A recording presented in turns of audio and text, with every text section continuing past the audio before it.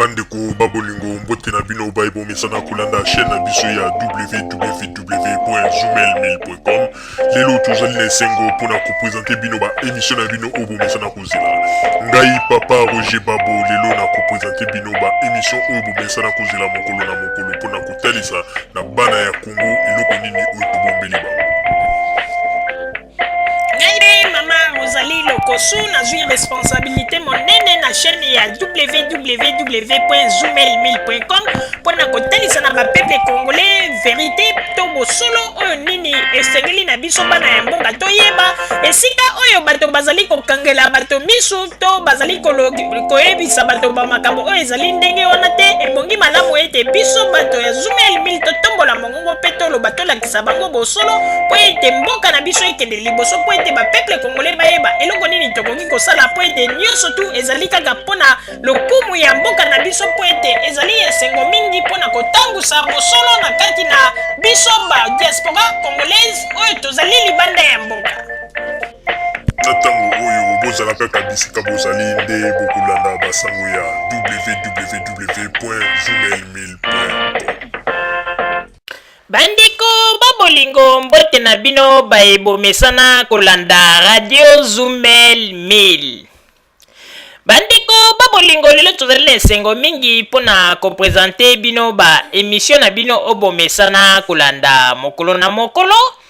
Yambo te tobanda ba émission na biso toko remercier ba auditeur na biso nyonso tu oyo bakomelaki biso na ndenge ya kopesa ba conseil pe kotalisa biso ndenge nini bango bazali kosepela tango iso na ba émission oyo tozali kosala. Vraiment tosengi bino pe ba totombeli bino pe ba merci ya mingi po ete bozali ko porter toujours importance na ba émission tozali kosalela bino pe tosengi merci mingi na ndeko oyo atindelaki biso fax tomonaki yango pe totangaki makomi na ye nzambe pe apambola yo pe tokolanda bobele conseil oyo opesi biso pe na banzi ete tokosala tokomeka tobongisa na ndenge ya ba émission na biso lokola bolobi ete émission na biso bato mingi bazali kolanda yango pe bosengi na biso ete totika ba émission oyo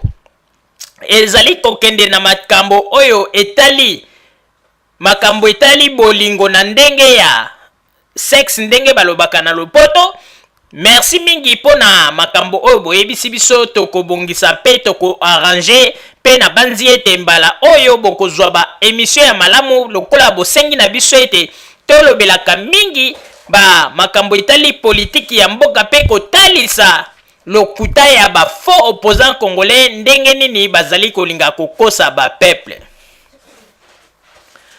Bandeko babolingo lelo tokolobela bino nini? Lelo tokolobela bino pona kotalisa bino ndenge nini Tshisekedi bato oyo bazali kobenga ye Moïse, bato oyo bazali kobenga ye Sauveur, pe bato oyo bazali koloba ete yende asimbi programme nyonso ya Congo ete lelo soki azwi bokonzi makambo nyonso tu ya Congo ekochange. Bakongolais bakobanda kolia 3 fois par jour, pe bakongolais bakobanda kokende bakelasi ofele, pe bakongolais bakobanda kosala ba makambo ndenge na ndenge. Lelo tokoyeba pe tokotalisa bino pona bino moko botala soki makambo oyo bazali koloba ezali bandoto ya baba to ezali babiloko oyo bakosala yango to ezali kaka bazali kolinga peuple a voté bango pe bayela biso oyo ndenge balobaka ete kimona meso. Bandeko babolingo na tango oyo nakoyebisa bino ndenge nini Tshisekedi abimi ngoto bobo na makambo auti kosala. Nayebi ete bakongole mingi bazali komona yango me mingi pe bazali kolobela yango me na sese pona nini mingi bazali kobanga bakombata me mingi bazali dessus na comportement ya Tshisekedi makambo azali kosala. Bandeko babolingo boyokanga tango nyonso Tshisekedi soki azali devant bakombata pe liboso ya presse tango nyonso tu ke alingi akamba Congo po ete azongisa état de droit. Soko tuni ye kaka ndenge nini programme ya mboka na biso il faut tosala nyonso tu pona kozongisa état de droit. Mais bandeko babolingo lelo oyo ngai mama Rosalie na seki makasi na seki pe na ye komona ete Tshisekedi azali vraiment comédien pe akomemela biso eloko ya malonga na Congo te. Oyo ezali kaka ete ndenge toyebisaka bino ete poso ya léopard asa kufa to tigre asa kufa lokola tigre wana asalaka deja rage alengisaka bato na village. Mais tango tigre akufi atikali na position oyo ke ya kotelema bato bazali komona ye kaka tigre wana soki opusani danger me nzoka eloko ezali lisusu te. Bandeko Tshisekedi alobi ete akomemela biso état de droit. Ezali malamu po ete biso pe bakongole tolingi moto oyo akoya akotiela biso mboka na ndenge ya droit to na ndenge ya mibeko oyo ezali kopesama mpona ete peuple azala na avantage na ye. Me toyi komona ete Tshisekedi azali moto ya lokuta. Mpona nini bandeko? Boyebi ete Tshisekedi ntango azali koloba ete alingi akamba Congo po ete atia Congo na mboka ezala état de droit, mais toye komona ete azali menteur. Bandeko tango toye kotala Tshisekedi aye kosala consultation na bato oyo azali kosala na bango consultation po ete bazala bomoko basangana. Tozali komona banani, tozali komona kaka bato oyo babomelaka biso mboka na tango ya deuxième république. Nde bato oyo ye alobi ete alingi asala na bango état de droit na Congo.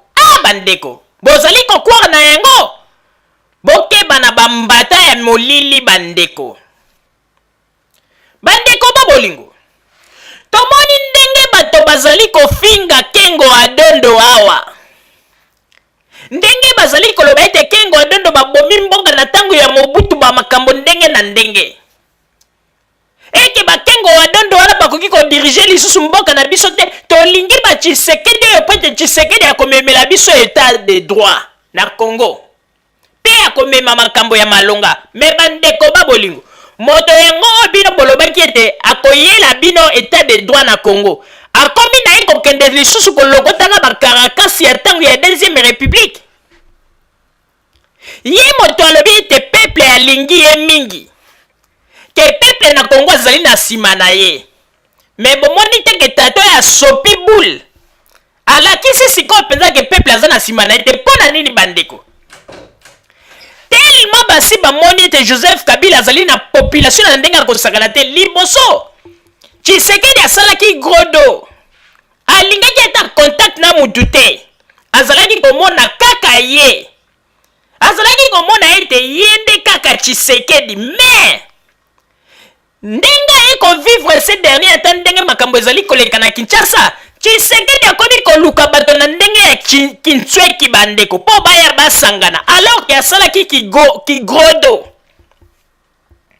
alingaki ata kosangana na moto te. Oyo bato babande koloba aza komona yango pamba, mais komona ete match ekomi mobulo ndenge tolobaka ete match likwata po ete bato mingi bazalaki koserefere kaka non stade Kamanyola bomoni ndenge bato bayaki stade feme. Me bandeko oyo ndenge balobaka bino bokanisi bato nyonso to bayaki na mitingi ya Tshisekedi bango nyonso tu bakovote ye?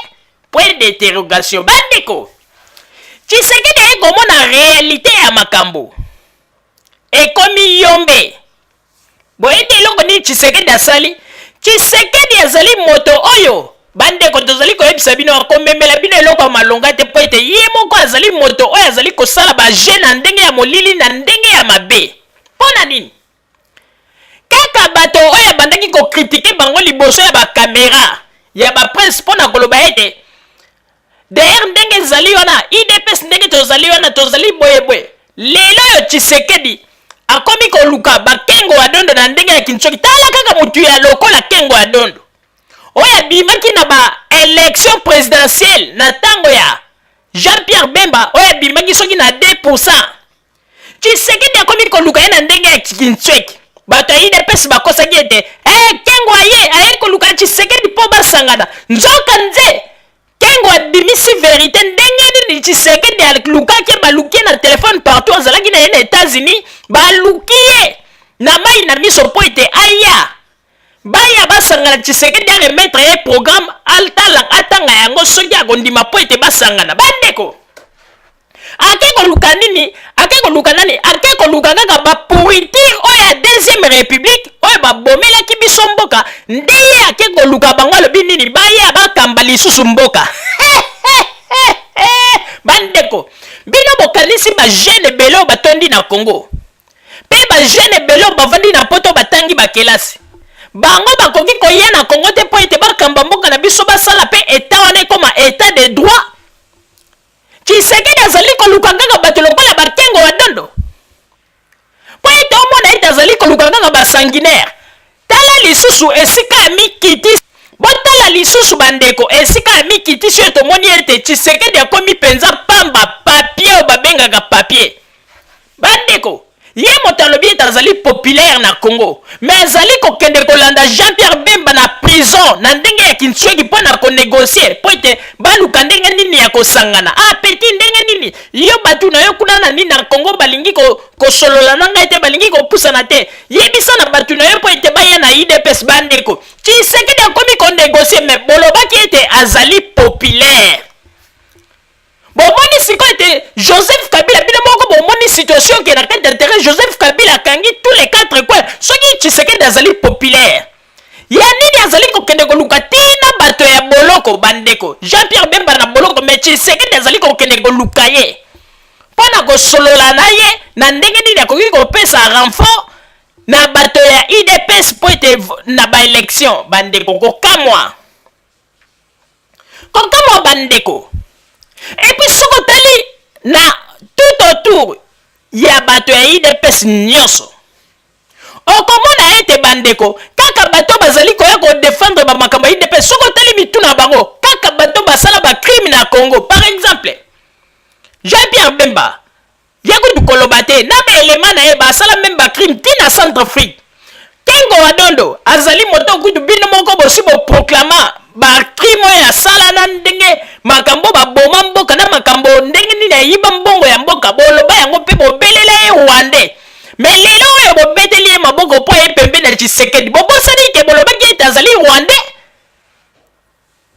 kokamwa alors eloko ekamwisi biso lisusu Roger Lumbala oyo azali koloba ntango nyonso IDPS papa Tshisekedi bobo mais bandeko boyebi situation ya Roger Lumbala Roger Lumbala nyonso tu bazalaki na ba liaison bazalaki na ba contact ko banda ade année ko banda 98 soki tina ba 2000 combien na ba Kagame na esika bato bazali koloba ba femme violée banani ba Roger Lumbala nyonso basali ba massacre kote kuna na ba élément na bango est-ce que bozomona ete Tshisekedi azali normal de soko tali tout autour ya IDPS kaka bato basali na bacrime na Congo nde bato wana nde bozoloba ete oyo baye kosangana na Tshisekedi nde bakomema état de droit na Congo bomoni ndenge bazali kosakana mpe bandeko babolingo soni Tshisekedi ayoki ntango kengo wadonda bandaki koloba bamakambo devant la caméra Tshisekedi akoki lisusu koloba te matama ekiti neti mutu alie yogurt oyo ya babebe oyo babengaka ete bebe yogurt bandeko Tshisekedi akokoka lisusu koloba te ye moko kengo wadonda lobi nazalaki na États-Unis nakendeki voyage na nga privé baluki ngai mpo balokalize esika bazalaki po ete Tshisekedi alingaki akutana na ngai alors que Tshisekedi asalaki kigrodo mpe tala ndenge bakombata nyonso tu bafingafinga kengo wadondo awa babimisa ye Rwandais donc lelo bondimi lisusu ete kengo wadondo lokola aza Rwandais sikoyo bokoloba nini bokobenga ye Rwandais lokola azali pembeni ya Tshisekedi bokobenge Rwandais to siko bokobenga ye mwana ya mboka wana ezali motuna siko totuni bakombatan bobengaki ye Rwandais o tata Tuchi mama boye sikoyo lokola ye pembeni ya Tshisekedi azali kaka Rwandais to bokomisi ye sikoyo Congolais bopesa biso eyano me bandeko babolingo po tokota na lisolo na biso malamu na kosenga na papa Botamba kuna na régie tiela biso baimage tolanda ndenge nini Tshisekedi na Kengo Wadondo bazalaki koloba liboso ya kamera Tshisekedi kuta azali kotata bana po ete ayoki soni po ete Kengo Wadondo abimisi mpenza verite polele ke balukaki ye epuis Tshisekedi Kengo Wadondo alobi boye alobi ete na ebandeli na ndenge ya traduction ya biso na mboka soki mukolo likambo linga esalama mokolo nde alukaka baleki mpo na kosangisa bango me Tshisekedi na ebandeli abudaki bango me sikoyo amoni ete situation eyombe amoni ete Joseph Kabila na terrain azali na population akomi koluka bato wana na ndenge ya kintiweki bandeko bolandaka badeba bolandaka soki bato bazali koloba liboso ya kamera na liboso ya kamera émission epesami bolandaka kaka te mpo oya chichibo bolandaka maloba bazali koloba Tshisekedi akomi na suka amoni ete moto epela bakanisaki te Joseph Kabila azali moto ya kosala na ye liseki tala ndenge akomi koluka meme bambemba na ndenge ya kintiweki te na prison bandeko yo kende koluka moto ya boloko na prison oyo azali kutu libanda te azali kodirige bato te me ozali kokende koluka Jean-Pierre Bemba omoni teke Tshisekedi akomi na suka kokama bandeko po ete tokontinue lisolo na biso na kosenga kuna na papa Botamba tiela biso babilili ebongo nsima tozongela bamasolo na biso baimage s'il vous plaît papa Botamba. Voilà, M. Léon Kengo-Wadondo, M. Etienne Tshisekedi Wamulumba, vous êtes tous les deux candidats à l'élection présidentielle, vous vous rencontrez à Bruxelles. Est-ce que c'est le début des accords pour une candidature commune de l'opposition, cette fois-ci vraiment la dernière candidature commune? Oui, c'est le début, bien sûr. Vous devez le deviner, parce que nous conjuguons tous des efforts pour avoir un candidat commun de l'opposition pour être à même de battre le candidat de l'opposition pour que enfin le Congo retrouve la possibilité de devenir un État de droit. Et M. Léon Kengo-Wadondo, vous confirmez à la même disposition? Celui qui a parlé en premier lieu du candidat commun, c'est moi. Si vous avez les souvenirs, j'ai parlé du candidat commun au stade des Martyrs, le 24 juillet. Nous sommes à la recherche du candidat commun. Maintenant, il y a 11 candidats qui se sont déclarés. Mon frère et ami Etienne Tshisekedi m'a appelé de venir ici.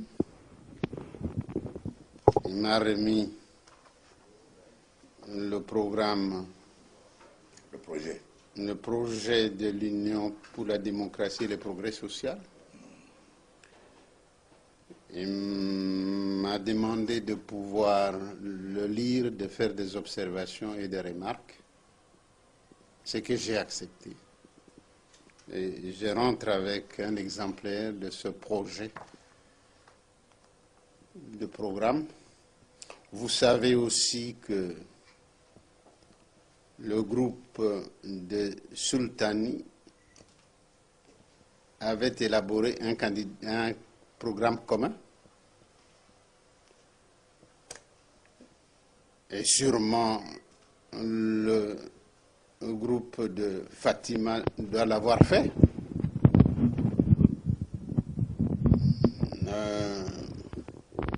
Etienne me dit qu'il va demain au Canada, ensuite il reviendra par l'Afrique du Sud et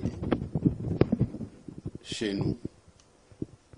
Pendant ce temps, nous allons parler aux uns et aux autres pour voir ce qui est comme point de convergence et nous discuterons ensemble quand il sera de retour avant de pouvoir...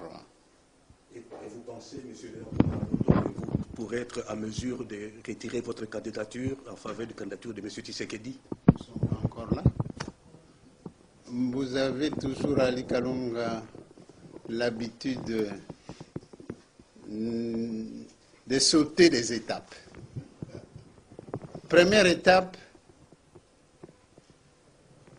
projet de sociétés qui ont des similitudes. Deuxième étape, puisque ces projets de société ont des similitudes, il faut les couler dans un programme commun. Ensuite, trouver le candidat idéal qui peut conduire ces programmes dans l'intérêt de toutes les parties. À vous entendre parler, vous avez près de même discours avec M. Kamere. Vous voudrez vous retrouver justement à Sultani. Mais le fait que vous soyez à côté de M. Tshisekedi veut dire que vous avez largué M. Kamere? Non, on ne peut jamais parler de ce discours en politique. La politique est un art de compromis. On ne largue pas les gens parce que les gens ne viennent pas à votre service, ils viennent parce qu'ils veulent composer avec vous. Non, je n'ai pas le pouvoir d'ailleurs de larguer quelqu'un. J'ai le pouvoir de discuter avec les uns et les autres, de trouver les points de convergence, le point de divergence, et faire en sorte que les points de divergence puissent être gommés au profit de points de convergence, de manière à pouvoir travailler ensemble. Chef État du joint de la ligne congolaise de Belgique, M. Léon Kengwa-Dondo, M. Etienne Tshisekedi, vous êtes des grands juristes, vous êtes bien entourés. Faut-il passer autant de temps et en plus à l'étranger pour que vous puissiez enfin vous entendre? Vous faites un peu d'amalgame là.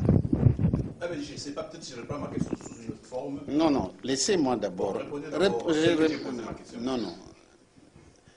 Il n'a pas été convenu entre Étienne et moi de se rencontrer à l'étranger. Moi, je me trouvais aux États-Unis. On a tenté de me joindre. Que mon frère aîné, Etienne Tshisekedi, veut que nous nous puissions rencontrer à Bruxelles. J'ai fait mon possible pour venir ici, mais ce n'était pas dans l'agenda. Ok, la sous-question, ça fait longtemps que vous avez annoncé au stade candidat commun. Le temps, il passe toujours. Et on va nous imprimer des gros bulletins. Donc, si vous pouviez vous entendre avant, ça fera un peu... Ouais, et vous croyez que c'est moi qui suis contre? C'est moi qui avance l'idée du candidat commun? Non. Ok, merci. Et M. Etienne Tshisekedi, justement, lorsque vous avez déposé votre candidature, vous avez déclaré fini les négociations. Aujourd'hui, vous rencontrez M. Léon Kengwa-Dondo. Est-ce que ce n'est pas un renoncement de votre part? Mais c'est toujours fini les négociations entre partis. Au moment où je vous parle, c'est terminé depuis ce jour-là. Mais ce n'est pas la même chose entre candidats. Maintenant, cette fois-ci, c'est entre candidats. Maintenant, vous voir aussi tous les deux nous rappelle dans une certaine mesure la Deuxième République. Vous étiez dans l'adversité. M. Kengwa-Dondo près de Mobutu, vous dans l'opposition. Quelles sont les garanties que vous donnez aux Congolais qu'une fois, ensemble, vous pouvez mener ce pays-là vers un développement et surtout aussi vers un climat apaisé pour l'avenir? Nous sommes habitués, je le connais quand même, malgré tout ce que tu dis là. Nous sommes habitués à respecter nos paroles et je crois que nous allons les respecter. C'est la seule garantie que nous pouvons vous donner.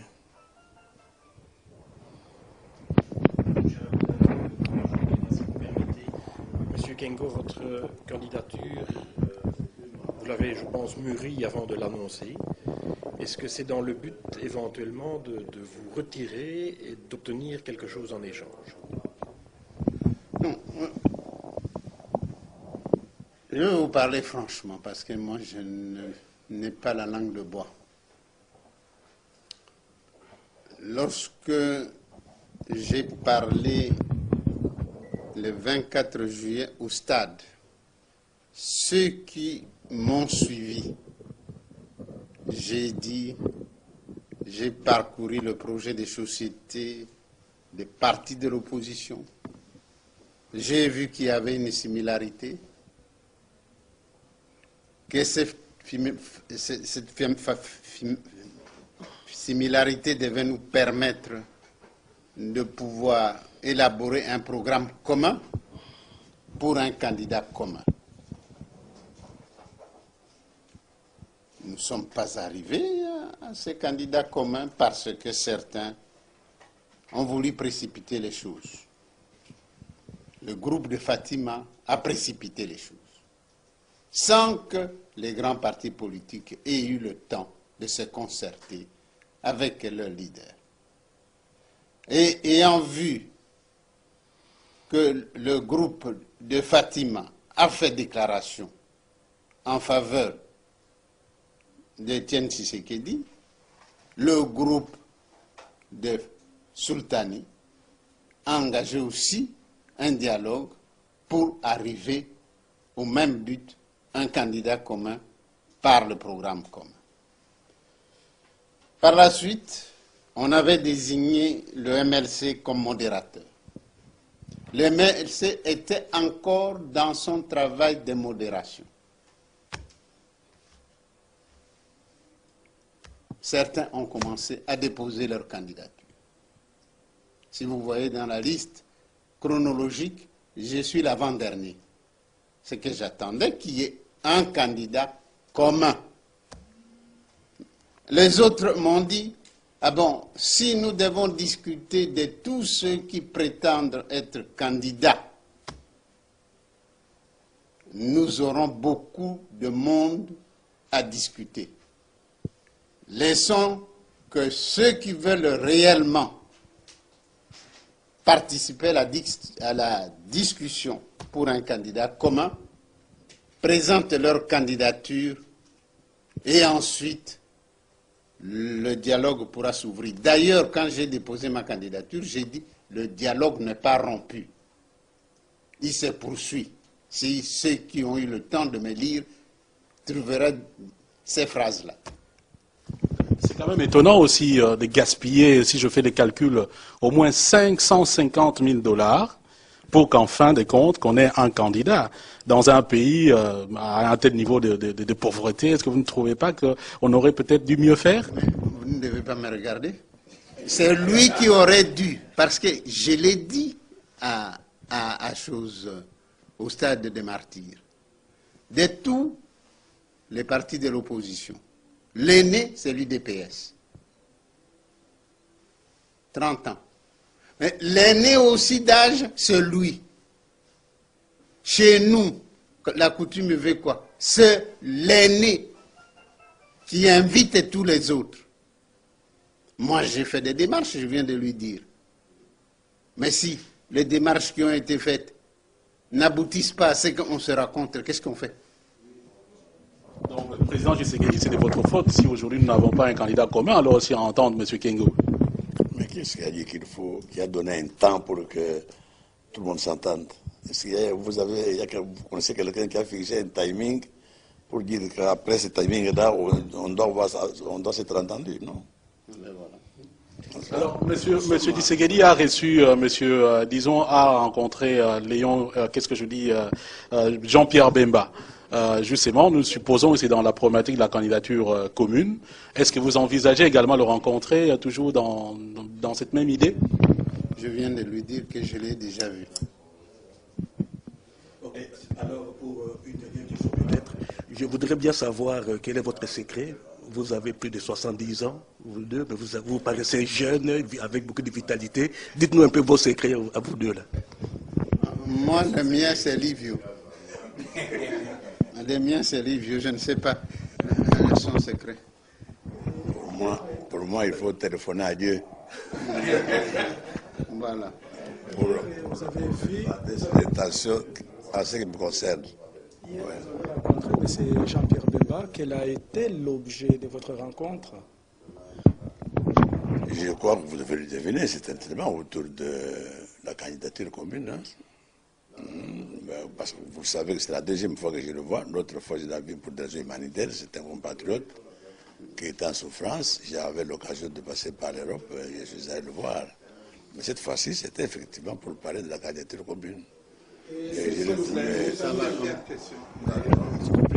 Vous utilisez tous les deux un langage vraiment calculé et au millimètre près. Alors, je voudrais savoir, M. Kengo, pour le combien de gens qui nous suivent à Kinshasa, ma mère par exemple, un petit mot à Lingala, beaucoup d'années pour Nani n'a pas parti Sekedi. Taningaena, M. Etienne Tshisekedi, a Bengisinga Yawa, parce que na outi na États-Unis, pour le Belangai, que parti naïe a sali projet et à programme et à gouvernement.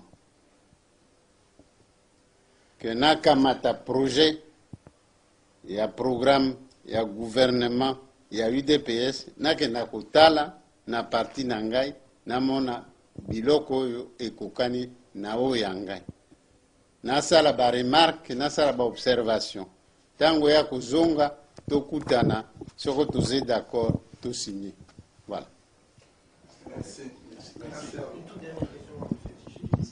Est-ce que M. Bemba vous a apporté un certain nombre de garanties quant à son soutien et à quelles conditions? Il ne s'est pas prononcé, tout simplement. Il était très très content de savoir que j'ai entrepris de négocier avec tous les candidats. Il était très content parce qu'il disait aussi que c'était parmi ses idées. Donc, il se prononcera certainement le moment venu, mais il ne m'a pas dit, il ne s'est pas prononcé devant moi. Bandeko babolingo na banzi ete bino moko bouti kolanda na babilili pe bouti komona ndenge nini Tshisekedi na Kengo wa Dondo, ndenge nini Tshisekedi azali kotata bana liboso ya mikro, azali kokoka koloba te po ete Kengo wa Dondo alobi ba makambo oyo atandi yango likolo na mesa. Po ete bato ya IDPS bango balobi ete Kengo wa Dondo nde moto ayaki koluka vie chichi po basangana po ete kote kuna eperdema. Menzoka nde vie chichi na ndenge asese ye nde moto aluki Kengo wa Dondo, ezali soni moto azali ko promettre ba Congolais un état de droit, Congo meilleur, ke ya komemela biso un Congo meilleur, une vie meilleure na kati ya Congo. Mais botala bandi kokende koluka ba karakasi ya ba Mobutu oyo ba bomela biso mboka. Bandeko, est-ce que na oyo Tshisekedi azali kosala boko penser vraiment na un état de droit to na une vie meilleure na kati ya Congo? Bandeko bososola bosala kaka makambo mpona sentiment te po ete boyebi ete ana vie chichi, mais bino bolobi ete vie chichi mwana mboka, bokovote mwana mboka un Congolais. Mais sikoyo ebomi tu na question ye mwana mboka Congolais akomi na ye sikoyo kokende koluka moto bino bobengi ete Rwandais tuti. Est-ce que tokwar na bino to bolobaka kaka makambo tika toloba? Bandeko, nazali koyebisa bino tosali analyse mingi yango na bomoni ete tovandaki mwa kimia mingi mpona koanalyse bamakambo Tshisekedi asali na dernière minute oyo. Tshisekedi azali comédien akomemela bino mpe rien na kati ya Kongo. Yango na tolobi bandeko tolobaka yango ntango nyonso ndeko ndenge tozali na poto awa koespere lisusu na bapoliticien to na baopposant congolais te. Soko salaki métier na yo na poto zwaki mayele oza na diplôme na yo, zwa mayele na yo kende pesa impiste na mboka banda kosala likambo na yo. Po ete bango nyonso tu ndenge ozomona bango wana baza kaka bato baza kosala ba scénario, baza koluka kaka po balia mbongo ya mboka. Nani yango andimaki te moto oyo bino botombolaka mongongo Kengo wa Dondo Rwandais mama na ye kutu tuchi bogangi mais lelo oyo soko teli ndenge tokoki kopesa bino meme bafilme oyo bato ya IDPS oyo bazali koloba meme mpona Kengo wa Dondo ndenge nini ye azali Congolais te. Mais lelo oyo botala kala siko Tshisekedi ake kozwa Kengo Adondo po bakosaki balobi Kengo nde moto ye koluka me Kengo Adondo apoti alobi ete ezali nde ye azalaki nde na États-Unis bato ya UDPS baluki Tshisekedi eluki ye na mai na miso bandeko bomoni mpona kolakisa bino esika lokuta ya bapolitisien congolais ezali bokeba eloko moko ya malonga bakomemela biso na Congo ezali te bazali nde kokosa bazali na besoin ya kolia bambongo ndenge tolobaka Tshisekedi azali koprepare carrière politique ya mwana na ye Félix po ete bato mingi bazali koreve me tozali kobwakela bino mopepe un jour na banzi ete bokondima babiloko tozali koloba Papa Roger napesi yo maloba. Merci mingi Mama Rosalie pona kopesa ngai maloba. Ba peuple congolais nazali koyebisa bino eloko moko bokanga dati ya lelo. Nazali koloba yango malamu. Eke bokanisa te ke moto moko akoki kosala miracle na mboka na biso po ete a changer Congo na biso Congo ekoma Congo meilleur. Parce que ba opposant congolais nyonso bozali komona bazana bango ba comédien ba aventurier bandeko Tshisekedi obino bozo kobenga Moïse tango asali ba tourner na ye na ba Londres partout ayokaki ndenge ba combattant bazali koloba pona bato nyonso bazali bapaya na mboka batangela ba Kengo Adondo batu nyonso ayoka yango na matoi na ye. Est-ce que ce que tu as na Tshisekedi tango alobaka na ba congolais ke alingi te Congo asala Congo un état de droit Congo meilleur tango alobaka bongo donc loba ete tango azali koloba bongo azalaki nde ko penser na ba ancien mobutiste kaka batu oyo ba combattant basi ba sanzi bango oyo ba bande koloba ete ndenge Tshisekedi nani Kengo Adondo azali tsuti Kengo Adondo kutu azala mopaya donc loba ete ye Tshisekedi nde état de droit yango akosala yango na ba Kengo Adondo état de droit yango akosala yango na ba Roger Lumbala état de droit yango akosala yango na ba Jean-Pierre Bemba me bandeko soko tali malamu na bato nyonso Tshisekedi azali ko luka bango nyonso bazali na bango ba malala ya kopola. Yagana nazali koloba ete Joseph Kabila azali président moko phénomène pe président a félicité. Pour Joseph Kabila un jeune président ayena bokonzi. Soko tali malamu bandeko. Joseph Kabila eloko nini asali. Tango aye soko tele eta na gouvernement na ye. Okomona ete oyo mingi anoma ba jeune oyo mingi pe pourcentage belé oyo basalaka penza na politique ya Mobutu te yango no moni de tango ba ye na politique na système moko bo moni mboka komi ko marcher mais Tshisekedi azali ko kende ko lokotela bino kaka ba Mobutu soyo oyo basi ba yeba ndenge nini ba yiba gambongo ndenge nini basalaka ba papier ba falsifier ba papier pona ko kosa ba peuple po ba mbongo bima na ba ekende na ba compte na bango nde bato Tshisekedi ke azali ko loba ete ibango nde ko travailler na bango pona état de droit na Congo bandeko ata bino moko.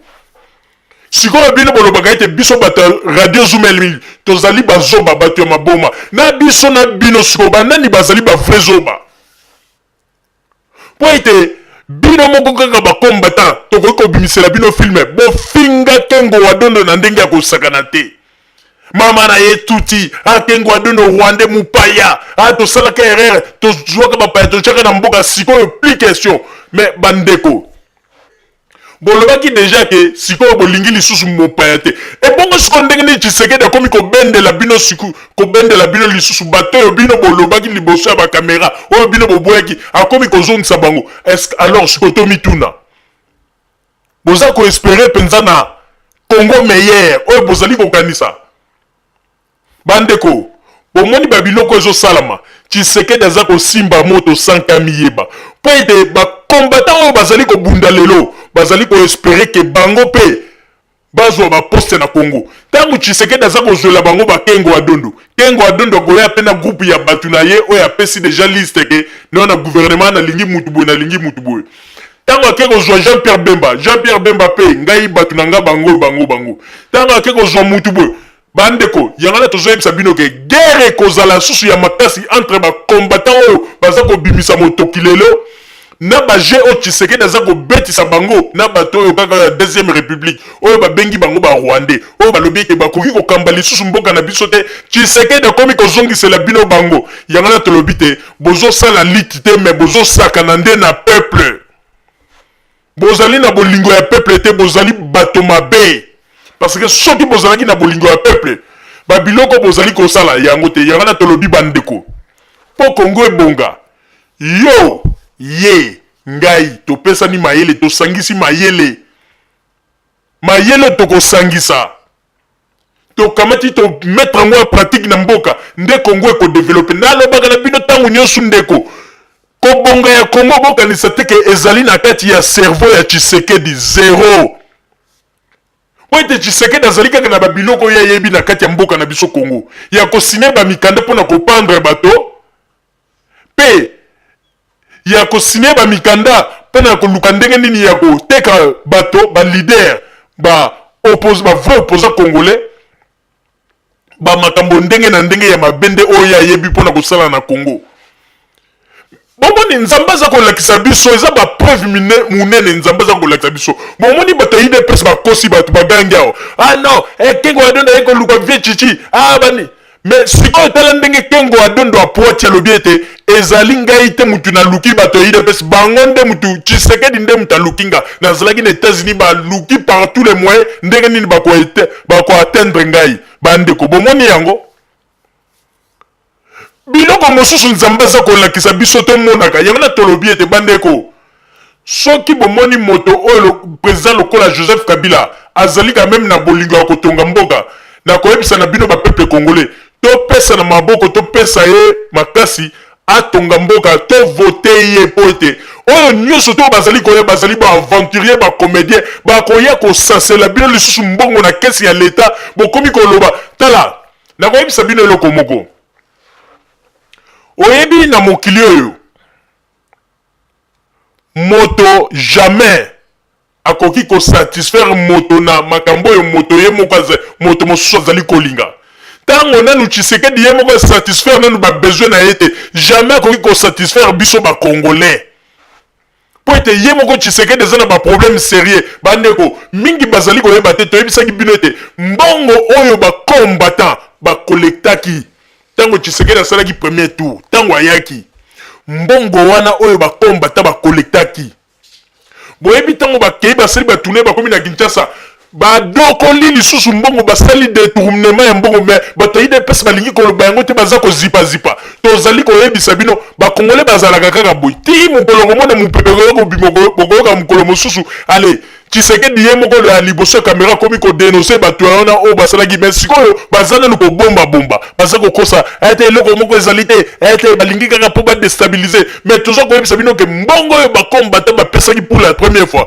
badetourne yango na Tshisekedi alingi lisusu asala lisusu deuxième tournée abanda Canada ndenge kaka ndenge asalaki arekolte lisusu bambongo po ete mbala oyo balingi ete soki asali batourne na ye bambongo wana ntango bakozwa baluka siko batya sécurité mbongo wana badokola yango lisusu te bandeko bokanga date ya lelo makambo tozali koyebisa bino ezali vrai yango na moni ete déséquilibre ekoti bomonaki tata oyo Mubake oyo abandaki kosalasala bamakelele liboso ya kamera ya Welchi bozo koyoka lisusu po ete papa wana déjà na IDPS mobule ekoti basoupçonne ke ye ifo azala complice na makambo oyo ya détournement ya mbongo oyo esalamaki ndenge aza kutu wana banani bato ya Kasai nyonso tu bazali kodeteste na ndenge akosakana te encore azali mpe mutu ya munoko mulai bozela kaka kala te bokoyoka papa wana akobima koloba bandeko makambo tozali koyebisa bino bozwa yango liseki te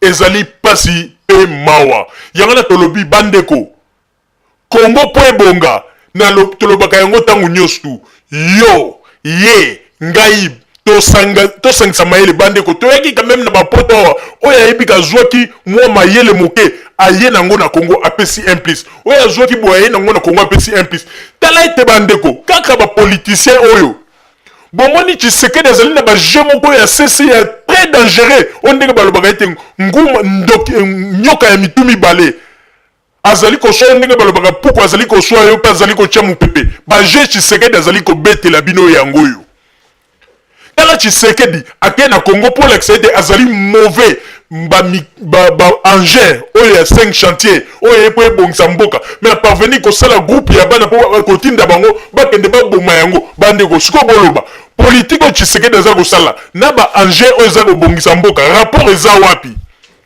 bomoni ba politicien bino bozo kanisa ete ba vrai politicien bambuma na bango bandi ko monana Tshisekedi ole lukela bino ba jeune o batangi o bazali na mayele pour présenter bino lo ba ete tala batu na gogo kamba na bango Congo meilleur mais azali ko kende ko lukela bino kaka ba kengo adondo bato bino bozali ko lela bozali ko lo ba ete ba Rwanda ba nini tala azali ko kende ko lukela bino bango bande Nzambe azali ko lakisa biso ba signe bokoki kofinga bokoki koloba me bandeko biloko tozali koloba ezali vrai soki bokebi te Tshisekedi na pouvoir Congo ekotangisa makila na ndenge kosakana te po ete Tshisekedi azali kobeta baje moko ya mabe asi apesi ba promesse na bakombata na bato ebele sikoyo ye wana na bakengo aza kosala alliance na bango bakengo bakoyela ye mpe bato na bango bato boye bakoyela ye bato na bango ebongo sikoyo promesse oyo bakombata ndenge basololaki ekosuka ndenge nini bandeko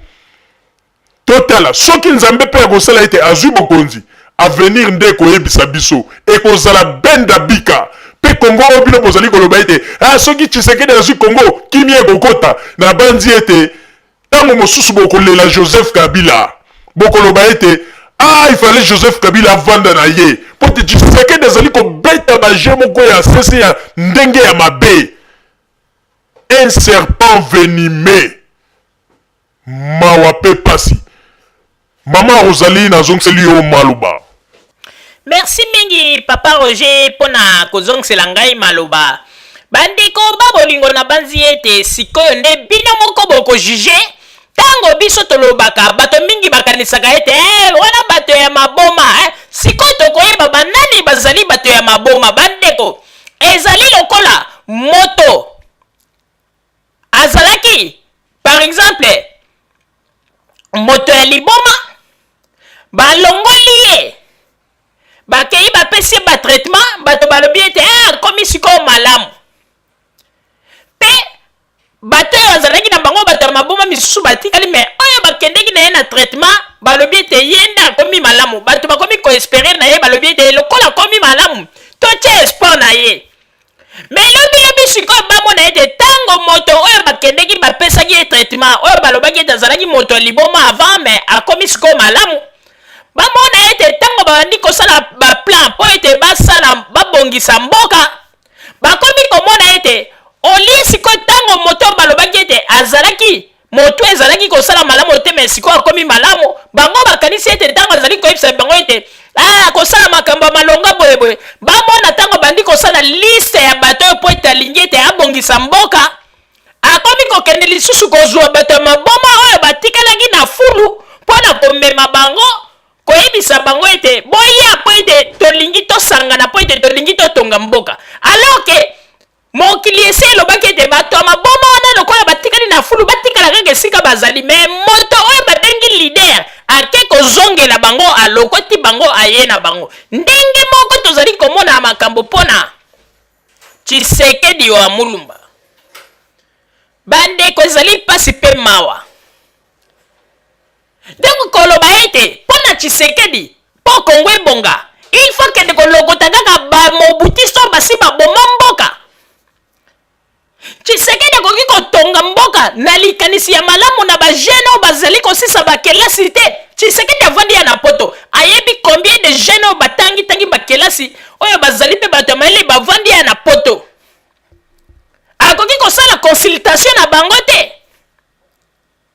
ye amoni kaka ete ifo kende koluka moto lokola kengo yango na tolobi ete mobutu akufi me systeme wana etikali oyo ete oyo ndenge bazalaki koloba kaka ke bango bavielu nde soki basimbi mboka ekobonga me bomoni bino moko ndenge bavielu babomela biso mboka bandeko Joseph Kabila yeyo azali kotonga mboka na bajeune ministre bamage kisimba banani eske mboka ezali koavanse te misala ezali kosalama te.